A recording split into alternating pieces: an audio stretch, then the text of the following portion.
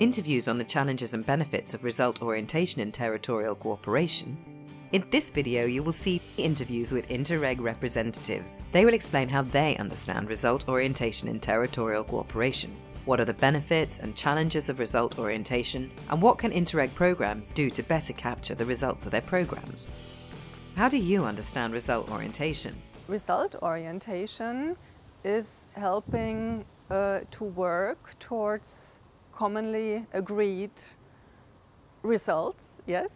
And it means that there is agreement on what you want to achieve, to look at how you are doing at the moment with regard to this, how you measure, so you need something to see how you are doing with it.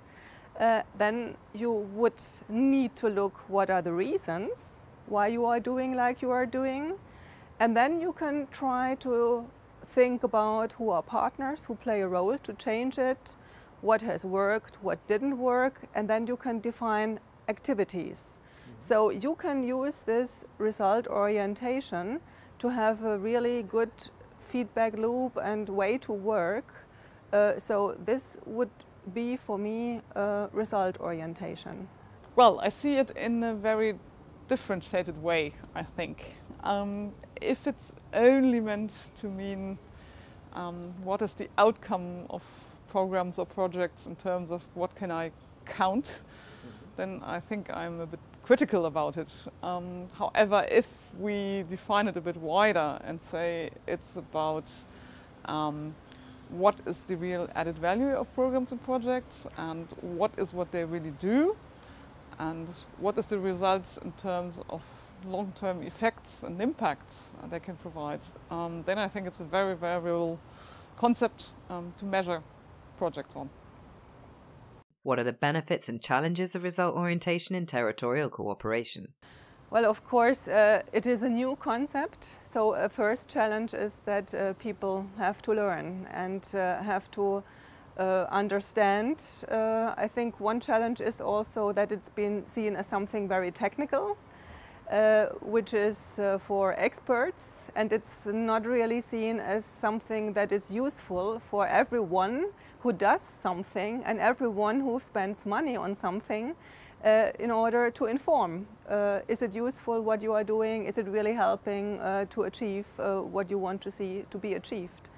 This technical aspect is a challenge, but the opportunity with result orientation is to have this participation towards commonly agreed results, be it on a program level or be it on project level, because then you can work with your partners along the lines to measure how you are doing and how you are contributing. So it opens a whole window of opportunities of working together in an informed way. What are the results of Interreg and territorial cooperation? I think our discussions have shown that it's more than just the kilometers of roads being built or the numbers of jobs created. They might ultimately be there, but there are a number of other results and a lot of other dimensions, I would even say, to Interreg, which need to be measured in different ways. We can start with the number of meetings and the number of people meeting and the number of strategies developed. But you could go even further than that and talk about people learning new skills, people learning to communicate, people learning to think in functional regions, people becoming aware that what is happening on the other side of the border is as relevant to them than what is happening on their side of the border. People becoming aware of the fact that they all face the same problems and they're stronger if they actually find common solutions to them. In your opinion, what can Interreg programs do to make sure they better capture the results of their programs? Of course, the first thing would be to inform and make people enthusiastic about the results and inform and train about a result-oriented approach which is useful for projects, because if they see that it's useful for them, also for their internal communication in their territories, they will also contribute with this information to the program and feedback. So the usefulness needs to be really explained to the people. And of course, there needs to be assistance with regard to indicators and measures. And we could have scientific information on this in order to have choices for people to choose for them the correct indicators, and we could assist them to develop indicators. So we could quite do a few things also to assist projects.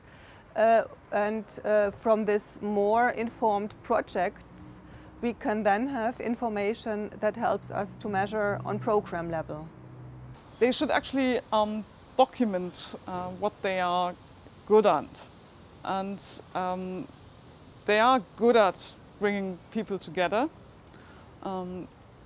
They are good at developing new solutions for wider regions. I think they're good at raising awareness that there are regional similarities which go cross-border. They're good at making people think outside administrative borders.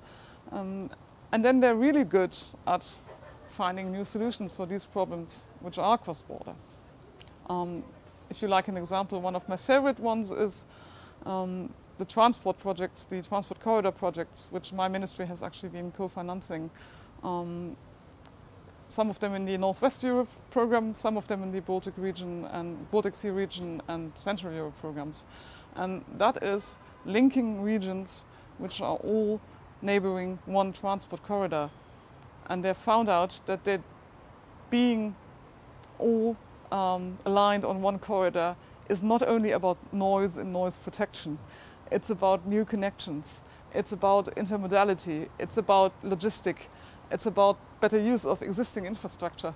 And then you get a whole new concept of how regions can actually benefit from the fact that they are all being provided with this trans-European infrastructure.